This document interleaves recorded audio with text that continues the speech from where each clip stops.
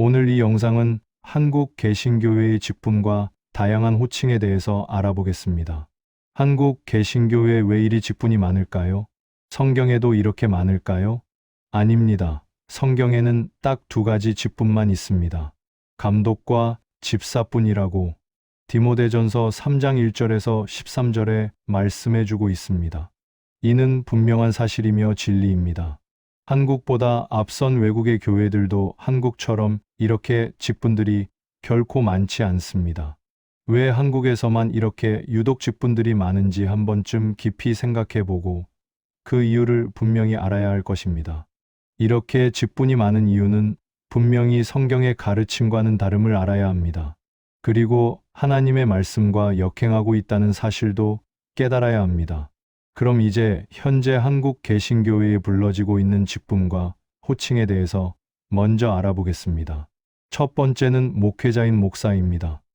목사는 담임 목사, 공동 담임 목사, 원로 목사, 은퇴 목사, 명예 목사, 부목사, 전임 목사, 교육 목사, 청년 목사, 행정 목사, 선교 목사, 군목, 병원 목사, 교도소 목사, 협동 목사, 인턴 목사, 선교사가 있습니다.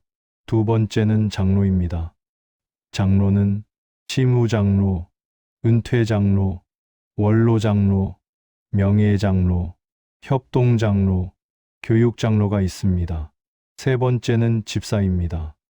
집사는 안수집사, 은퇴 안수집사, 명예 안수집사, 서리집사, 명예 서리집사가 있습니다. 네 번째는 권사입니다. 권사는 치무권사, 은퇴권사, 명예권사, 협동권사가 있습니다. 다섯 번째는 전도사와 강도사입니다. 강도사, 전도사, 전임전도사, 교육전도사, 파트전도사, 전도 사모가 있습니다. 여섯 번째는 구역장과 권찰입니다. 구역장, 부구역장, 구역, 권찰, 권찰, 침방위원, 새가족부장, 새가족 인도자, 양육위원이 있습니다. 여러분 어지럽지 않나요? 북한에서 하듯이 전 교인의 간부화를 하기 위해서일까요? 무슨 계급 장사하나요? 어떤 교회에서는 60%에서 70%가 집사라고 합니다. 누구를 위한 것일까요? 한국 사람들은 오랜 시간 유교의 영향을 받아 권위를 인정해주고 세워주면 좋아합니다. 그리고 어떤 완장을 채워주고 감투를 주면 좋아하며 자랑합니다. 그래서 이런 심리를 이용하여 교인들을 지배하고 그들 위에 군림하려고 많은 직분을 만들어 교인들에게 하나님이 주신 것처럼 감투를 씌워줍니다.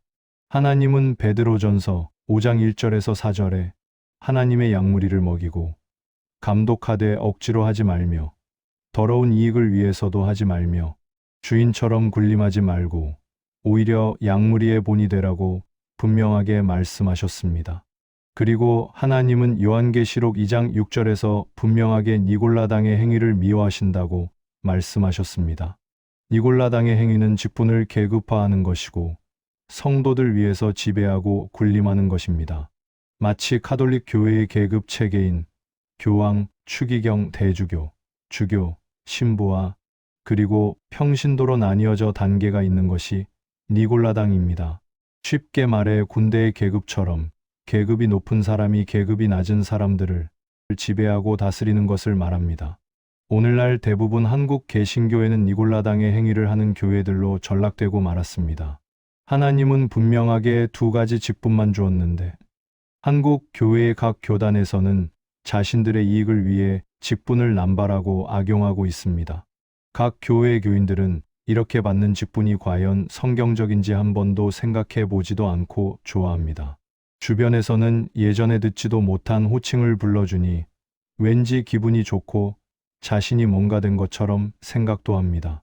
어떤 교단에서는 장로가 되려면 수천만 원씩 돈을 내야 한다고 합니다. 교인들은 서로 직분을 받으려고 합니다. 그 이유는 직분을 받아야만이 교회 안에서 인정을 받고 존경을 받기 때문입니다. 그리고 알아주기 때문입니다. 그러나 정말 자신이 그 직분의 자격에 해당되는지는 생각하지 않습니다.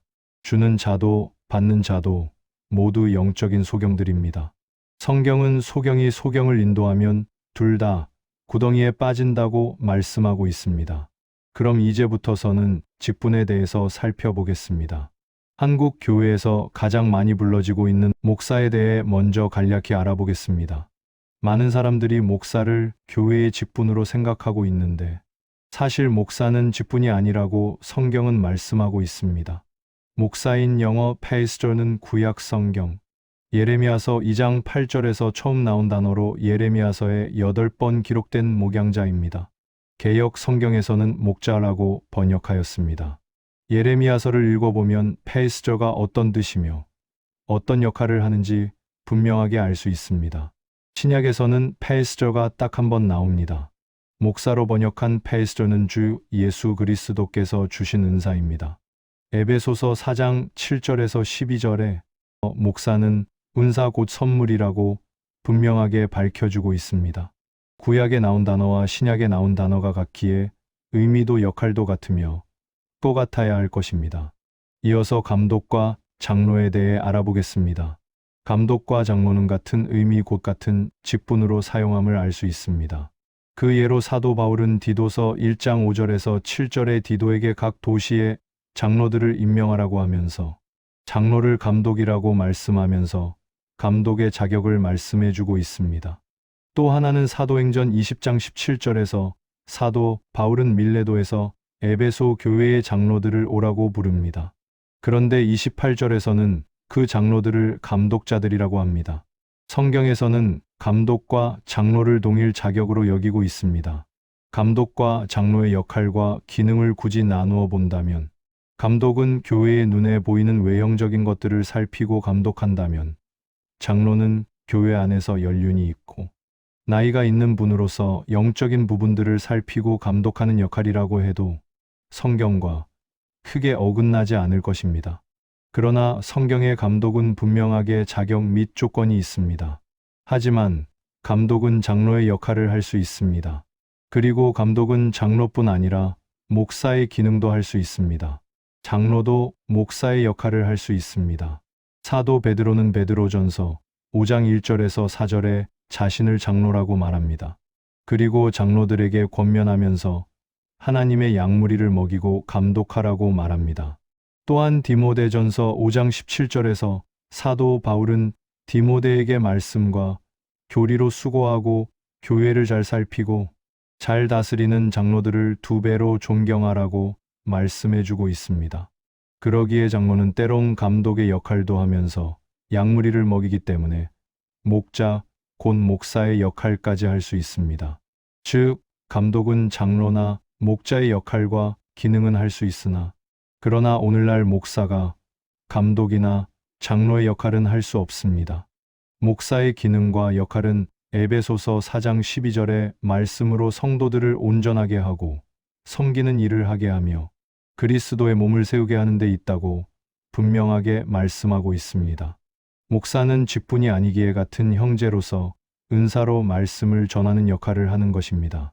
그런데 오늘날 목사가 성경과 다르게 감독과 장로의 역할을 다하고 있는 것이 또한 현실입니다. 이는 마치 물이 높은 곳에서 낮은 곳으로 흘러가는 것은 자연의 이치이며 순리이지만 물이 낮은 곳에서 높은 곳으로 억지로 흐르게 하는 것은 하나님의 순리와 섭리를 역행하는 것입니다.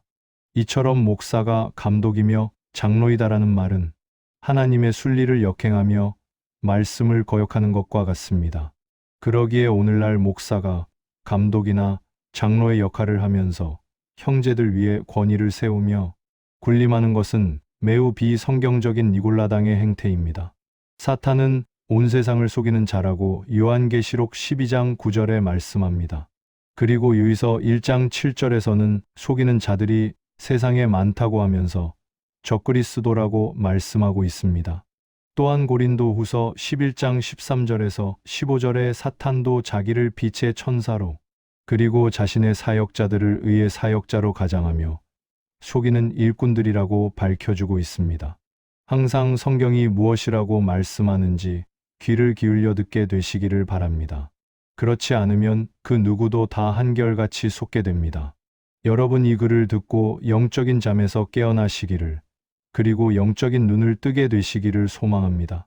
감사합니다.